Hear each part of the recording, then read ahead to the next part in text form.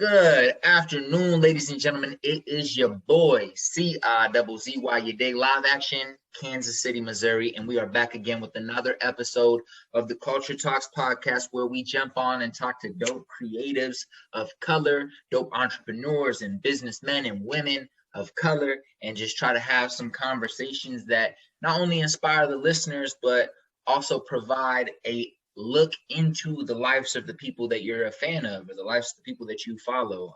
I find it funny that we spend a lot of time on social media following people, but we really don't know anything about them besides what they post. So this is really just an opportunity for you guys to tap in with our guest today. And with that being said, I'm gonna go ahead and let her introduce herself. Hello, everyone. My name is River. I am a artist and organizer in Kansas City. Yeah. Amazing. Happy to be here.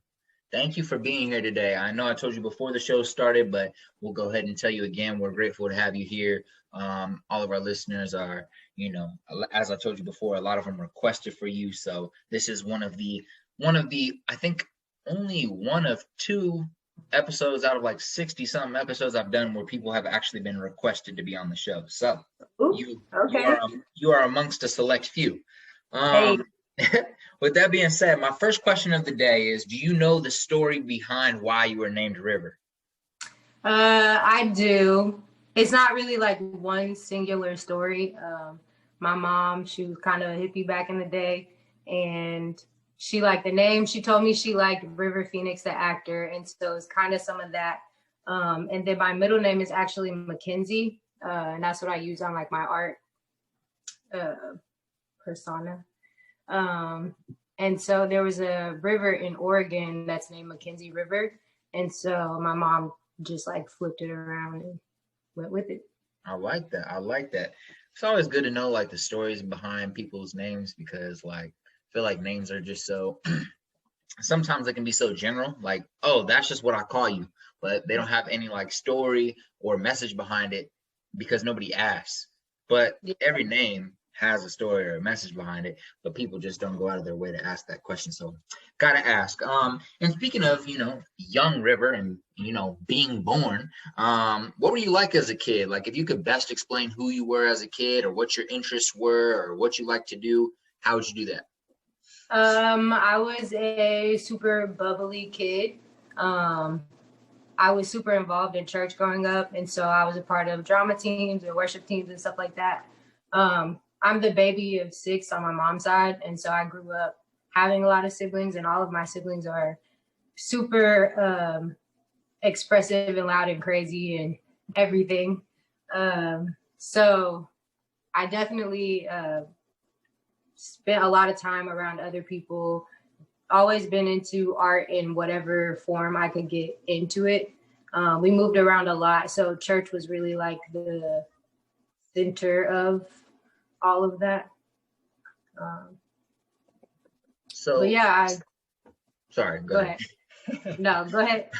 No, so I was gonna say, speaking of other forms of art, like when you were a kid, were you dancing? Were you writing music? Were you doing poetry? Was there anything aside from painting or drawing that you did that was still in the realm of art or artistic? Yeah. So I sang in like school, and I sang outside of school. I was in like theater programs inside of school and outside of school. I like to, I get into all for like any kind of art that I can.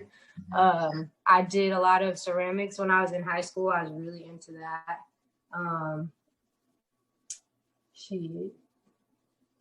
Honestly, everything.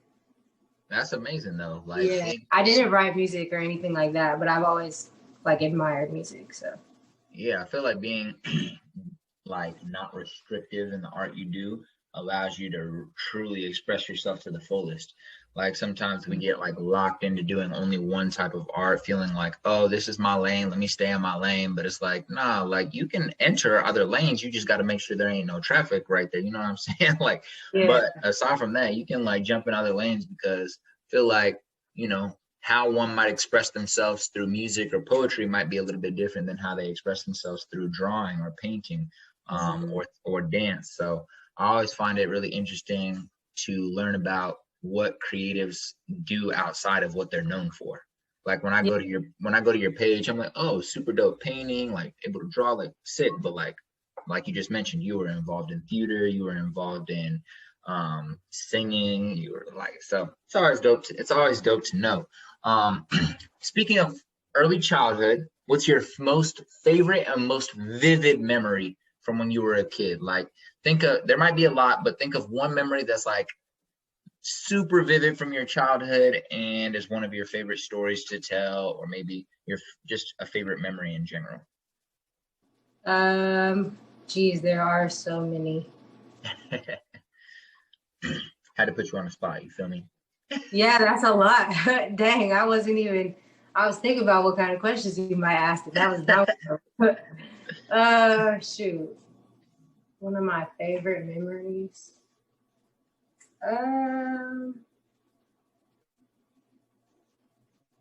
It's like a favorite memory because it's nostalgic, but like in retrospect, it's not a favorite because it's like an ideal situation. But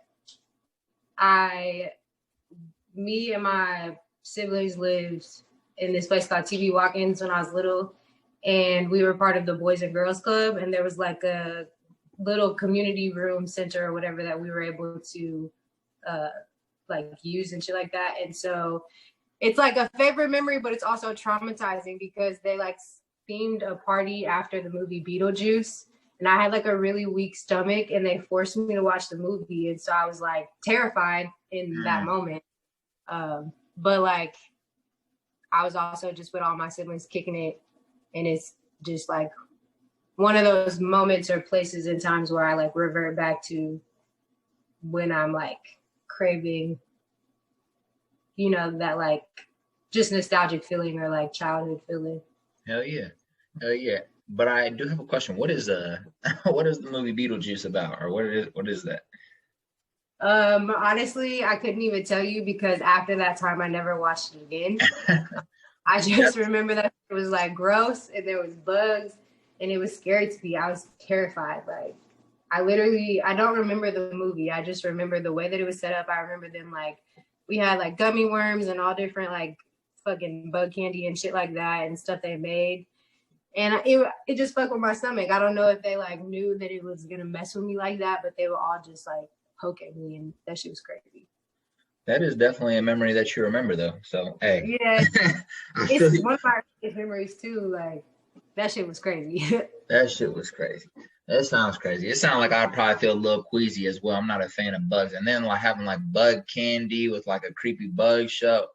Yeah, that ain't. Yeah, that definitely sound creepy. But like we had bad experiences with bugs, so you know, like niggas was not trying to just be around bugs like that. Ever. Hey, shout out to if Solomon listens to this. Solomon love bugs. I know you with the bugs. You know what I'm saying? Hey, you keep that over there on that side, but we respect that. We respect the movement. You know what I'm saying? Nah, I mean I fuck with bugs now. Let me like set it straight. Oh, tell me more. But I still can't do bugs. Like bugs are just not it for me. Anytime a bug gets close to me, I'll freak out. I'm like, nah. And my mom always like gets on my head about it because my family's from Africa and they be having like big ass flying cockroaches and scorpions and stuff. And I'm like, look, I don't mess with them.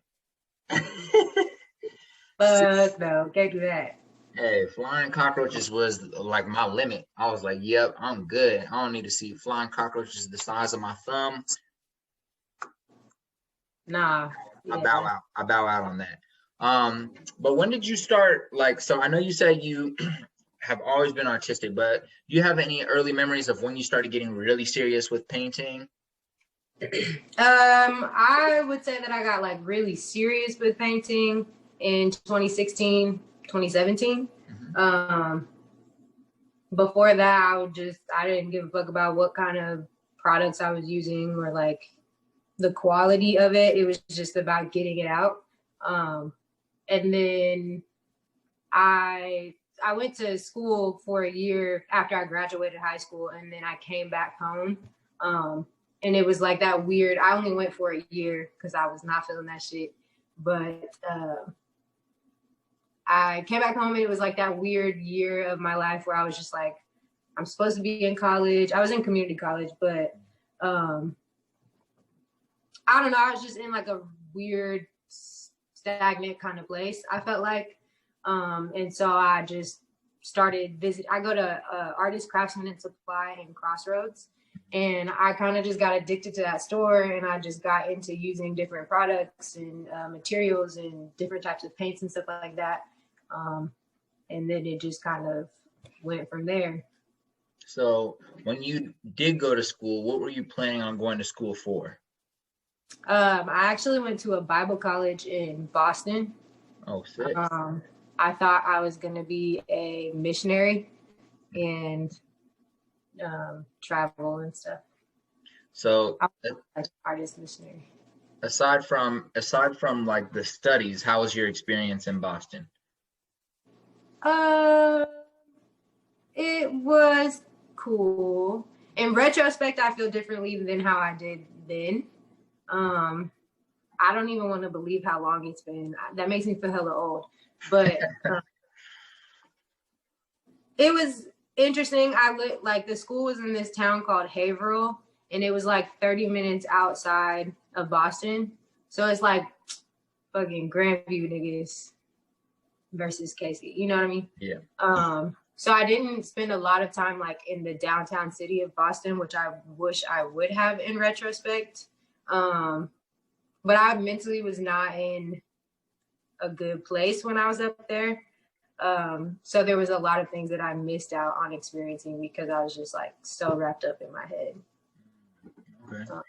So would that be like a place that you'd like to go back and visit or spend some time in the future? Or are you like, you know, and even outside of Boston, is there any places or cities that you really want to like create in or spend time creating in?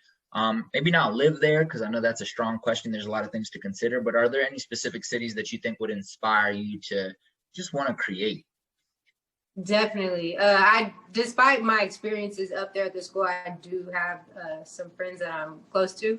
And so I'll always have a connection with Boston just because of them. And it is a cool city. I would like to go up there and explore and get more involved in like the art culture that's happening up there. It's definitely different than the Midwest. I'm not crazy about the East Coast. I mean, I love it and I love the art that comes from it and the culture and stuff, but I feel like Midwest and West Coast is more my speed. I want to go everywhere. I want to create like in every city and state that I possibly can. Twitter has like opened up a world of artists from all over the place that I never would have like known about. I definitely want to be in Miami Art Basel. I want to have like a whole fucking a 7-room studio filled with all my art. Fire. Yeah, I want to go fucking New York. I'm trying to have a gallery up there, like a pop-up shop. Honestly, everywhere. I think about moving to other cities just for like a temporary amount of time, just to kind of like get myself out there and meet more people and experience the art industry outside of Kansas City, just because it's so, as much as we are growing and progressing, we're also not at all. So I know that we're really behind on the curve when it comes to supporting artists and like, you know, being an artist and just trying to have opportunities that are worth it in the sense of the art world and business and shit. So I want to go everywhere, internationally and fucking here. I love it. I love it. I love it. And aside from Boston, so you've only been in Kansas City in terms of living, Kansas City, and then in that year in Boston, but yet to hit LA or Miami, correct? Yeah. Lit. Hey, well, listen, I want to manifest out loud that you will have plenty of galleries over the next 10 years across Miami, LA, and New York City. We already know you're gonna lock down Chicago in the very coming years because we're so close to Kansas City, so close being in Kansas City. But I do want to talk about that. Have you held any like galleries or open galleries here in Kansas City yet? I have. We're actually coming up on the 1-year anniversary of my first solo show. Hey. Entirely fucking executed by me. I was the everything. She said I was the everything. Yeah, like I did every job that comes into it. And that shit gave me a whole different outlook and appreciation for like the different roles that there are in the art world. Because curating alone is a whole job. Like, yeah, can you dive into that a little bit though? Like, what are some of the roles? Like, say somebody was to put an art show together with a team. Like, say you didn't have to do it by yourself. Like, who is gonna be needed on that team? Like, who are you looking to? Like, who's helping book the venue? Like, who? Like, how do you find the venue?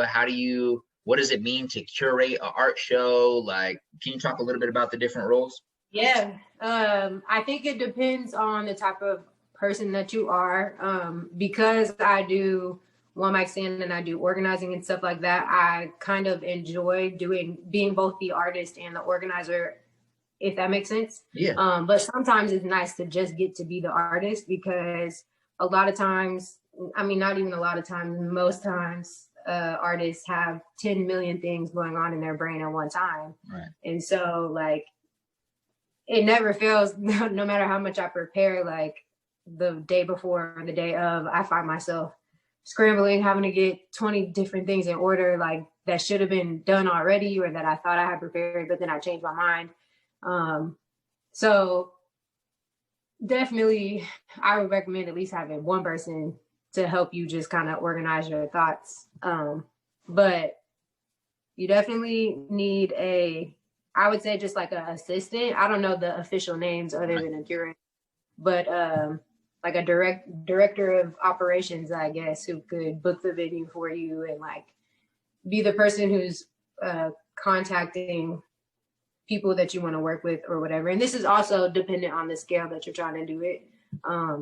For my show, I was lucky enough to know someone who had a venue that they opened up to me to use. Kendall from Happy Apple Cafe. I don't know if you heard of them. RIP to Happy Apple, but shout out Kendall. He opened up the space for me to do it, and he just kind of gave me creative freedom to do what I wanted. But a curator is someone who decides which pieces can fit into a show and then like where they can be placed throughout the show to enhance the overall experience. And I'm sure it has something to do with selling it. But yeah, so someone who could do that, because also as an artist, like one, it takes so much time to measure, especially if you only have the venue for like one day or if it's only for like a month. And it just relieves a lot of pressure from yourself. And then having like crew members would be nice or is nice. My boyfriend Alex is always, he just has to be my crew member regardless. It's like an assigned job, it comes with it. And then I have friends who are always willing to just help. On my team, they're always just down to help. So I love it. I love it. And how did that show go? Like, what were some things that you enjoyed about it? And what are some maybe learning insights that you grabbed from it? It was a really good show. I have a tendency to, and even with the open mic, like just I'm thinking about everything that goes into the event or into whatever is happening at that moment. And it's all like running through my head simultaneously. And so I struggle sometimes to remain present and just be grounded in what's happening. So that's one, like, I mean, and I noticed that about myself and other things, but that was one of the takeaways that I have for it, because there was so much of the night where all I remember was just me freaking out about like, what wasn't done yet. I didn't have like the little cards with the price and the name and all that stuff put up in time, and people were showing up before I was ready for them to, and I was just freaking out. Here comes Alex now. Come join, Alex. Come join. Interview. We'll call us. Oh. But I was just freaking out. wasn't in the moment. So that was something that was a negative takeaway. But other than that, I was really, really like happy with myself. I was really proud of how everything came together. It didn't officially have a name. That's something that is kind of notorious about me and my work, is that I don't really name things. If you see that something's named, it's either because a gallery asked me to name them or because I really was just feeling a name for it. Most of the time it's the first one though, because I really just don't. A lot of my work is a lot of things in one, and so it's hard to just name it. Tile it or put it in a box in a way. Yeah. Yeah. But the show was really successful. I was really proud of myself. I definitely underestimated like how much I would sell. And that's another weird part about being an artist, is just like commodifying it. Because sometimes like there's a level of attachment that I have to a piece just because of what it represents or what I was expressing with it. And so it was more of like having Alex and my family like push me to like really pursue my art, that gave me the fire and the push to do it, because really I just kind of would sit on it. Because selling art is such a weird exchange for me. I think it should be weird for everybody, but I don't know. Anyways, it was good though. I'm actually looking at the last couple of pieces that I still have from that show, because I sold a lot of originals. But yeah, and I experimented with like something that I want to do with my work on a large scale, and it's like sensory art therapy, because I really admire texture. Define that real quick though, what that means. It's like ASMR. It's just textured so that it can what's the word I'm looking for?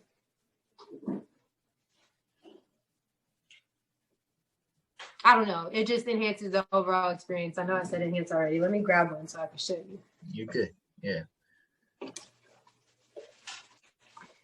So I don't know if you're gonna really. Okay. Yeah. But it's just different textures throughout the art piece. Yeah, that's fire. Yeah. Okay. How do you do like how do you even create that? Like how do you make the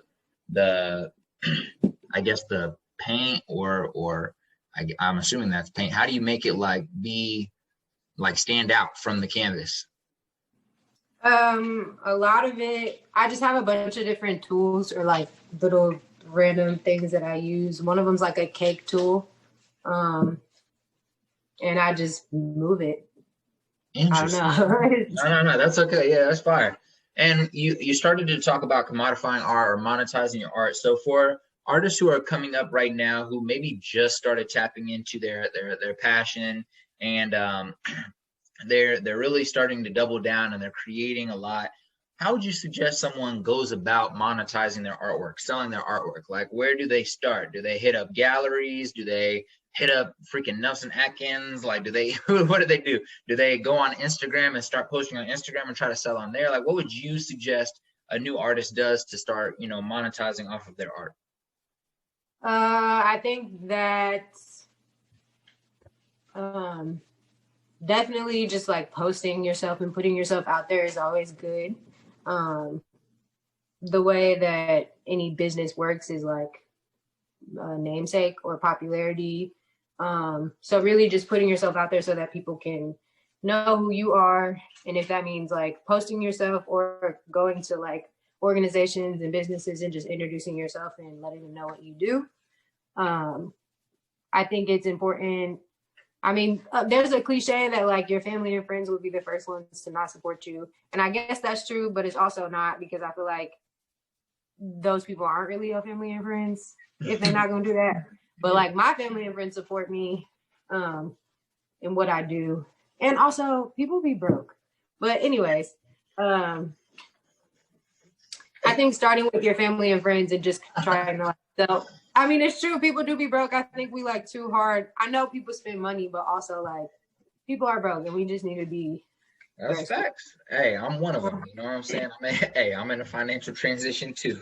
Yeah, like that's one of the things about the whole, like, Black people be like, Black owned don't mean discounted, or like being my family member don't mean you get a discount. And I understand that you should pay full price, but we also don't be talking about the other end of that conversation where like Black owned businesses be overpricing things, and like it's like this weird, I'm not going to say gaslighting because I'm pretty sure that's the incorrect term for whatever this is, but it's almost like guilting Black people into wanting to spend money on your stuff just because you're Black owned, but it's like really you pricing that way too high. You know what I mean? And it's not. Yeah. Anyway, that's a whole nother. Yeah, no, you kind of it kind of like reminded me of like people, like Black people talking bad on Black people's like health issues, like y'all need to stop eating all this sugar and all this. But it's like, yo, bruh, I live in the middle of a food desert, and all the all the food that is, you know, considered appropriate to eat or good for my health might be a little bit more challenging to access. But see, it's like, yeah, you should be eating better, but it's also not that easy. I'm not put in a circumstance to you know, just have it like that. So I feel you. I definitely feel you. Yeah, but to what you asked, definitely putting yourself out there. I'm still learning myself, like how to go about trying to get myself represented in galleries and stuff like that. I'm really stubborn. They're like a lot of art spaces and industries are a lot of uppity, unrelatable white people. Mm-hmm. And that, like, because it's something that's so personal and intertwined with every part of my being, it's hard for me to like switch on a business mode for it and be like, okay, like I'm River the artist selling this art product. You know what I mean? And that's why like having roles and having like an agent or someone who can represent you is ideal, because sometimes it's hard to make that distinction between like the artist and the business, you know? Yeah, no, that's super important. And like I think something that all like creatives kind of face is like, they're like, yo, I'm hustling on this art and I love doing it, I'm hustling, but it's very difficult, like you said, very difficult to just switch to business mode, because that's like, I'm not, you know, I'm not a marketer. Like what I do is I make art. Like I'm not a salesperson, a marketer, I'm not a brand specialist. Like, no, bro, I'm an artist. And it doesn't mean that you can't be all those things, but it is a lot of pressure, you know? And so it's like, I don't have time to do all that because I'm trying to create art pieces, you know what I'm saying? So I think that's important. And I think for like people who are listening right now, if you're kind of, this is one thing I wanted to suggest to people, is like, if you're trying to find your way, but you're creative, but you're trying to find your way into like whatever you're interested, creatively, whatever you're interested in, but you're just like in limbo. One thing you can start doing just to like get experience, and then also just help out your friends and family or whoever in your squad is a creative, is start helping them on that aspect of things. Like start studying business, start studying marketing, and then like try to help your friends. Like if your friend is doing artwork, but you feel like their brand should be bigger, like learn how to help build their brand if you ain't doing nothing. like figure out how you can be a part of the team, but you got to like get your own information. And once you start helping your community out and your friends out, you start to learn more about what you are good at and what you might be interested in. And then you can, move away and go into whatever realm you're trying to go into. That was a little bit of a blabber. I don't know if that made sense. But I feel you. I definitely think it's important that people remember that like there is no limitation with art. And so it's not like you don't have to brand yourself as an artist or a creative in order to like explore and enjoy it. You know what I mean? Like everyone is made for everyone, and it's you don't have to be good at it, and you don't have to figure out how to market it. Like some of the fucking most iconic artists in the world are people who just were themselves and other people labeled them something. You know what I mean? So I feel like at the core of everything that you're doing, like as long as you're doing it to truly just express who you are and like yourself, you don't have to worry about any of the other shit. Yep, you know, like all real. Of it comes to you just for you. That's real. So I do want to ask you, what sparked the idea to create One Mic Stand? Like, how did that come about? And what was the inspiration behind it? So I used to work at the Nelson Atkins Art Museum when I was in high school. I was a teen guide, and then I was like on this program called Tag. Shout out to Tag and Molly and all them people, y'all tight. So we used to host open mics there at the museum.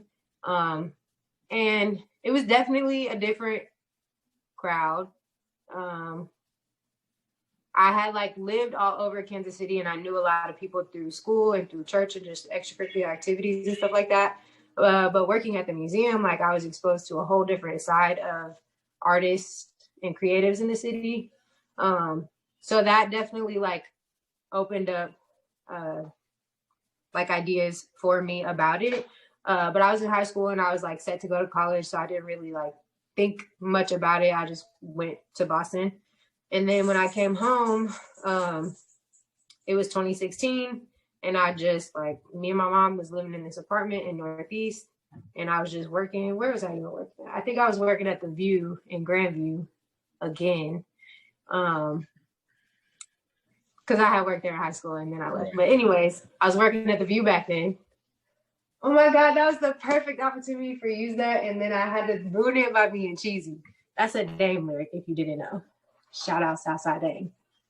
But I was working at the View, just not really feeling nothing out of life. I was just like school was a dub. Like, I fell out of touch with my high school friends, and I was just kind of lonely, whatever, I was sad. And my Pablo, the guy who owns Awaze, which is now Escobar KC, he is a lifelong family friend. He's like my dad. So I had talked to him about it, and he was like, yeah, like if you want to do it, go ahead. And so once again, Alex came through with the assist and pushed me to like go with the idea. And so in November of 2017, we planned it, and then in December we hosted it. I love it. I love it. I love it. And what has been maybe your favorite thing about hosting that event the past few years? Like what's the most like, I don't know if wholesome's the right word, what's the most like fulfilling thing about hosting that event? Definitely. Jeez. The most fulfilling thing, I guess, would just be like the atmosphere that has been like created from it, that it just is now. Like it's something that is just like blossomed into this uncontainable thing.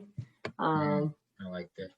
It's kind of hard to like articulate into words because it's just so much bigger than any word I think could completely embody what it is. But I guess I would just have to say the connections that have been made, like that I've made with people and that people have been able to make with each other. Kansas City is so small anyways that everybody was separated by 2 degrees off top. But I think that like One Mic Stand KC and what it, has been, there was definitely like a shift in the culture, like the art culture here and how people work together. So just the evolution of it, I guess, is the best, most rewarding part.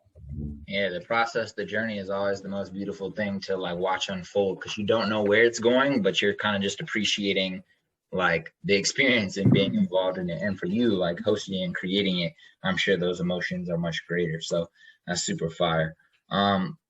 I do want to say we're running down on time, but I am greatly appreciative of you jumping on this episode today. I do have one final question for you before we hop off today.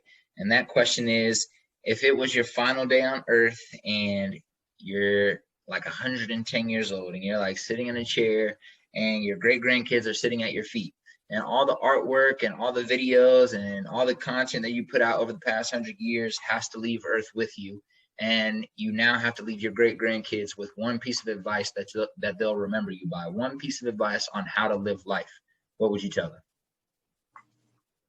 I would tell them to create without compromise, to be kind but not take no shit, and fuck the police. That is exactly what I would tell them. That's what I would want to leave behind. That was amazing. That was an amazing end to this podcast. There was so much more that I wanted to talk to you about, River, that we're gonna have to do a follow-up interview, whether it's an IG live or whether it's over Zoom again. But I do want to say thank you again. Can you please let the people know where they can find you on IG? Yes, you can find me on Instagram at River Makenzi Young, RiverMakenziYoung. I know it's long, but it's cute. Or you can follow me at One Mic KC. You should follow both because they're both tight. So, yeah. Amazing. All right. Well, thank you so much for the conversation today. I appreciate you, and I know the listeners appreciate you. So, sending you lots of love. Bye. Thank you. Love y'all too. Peace.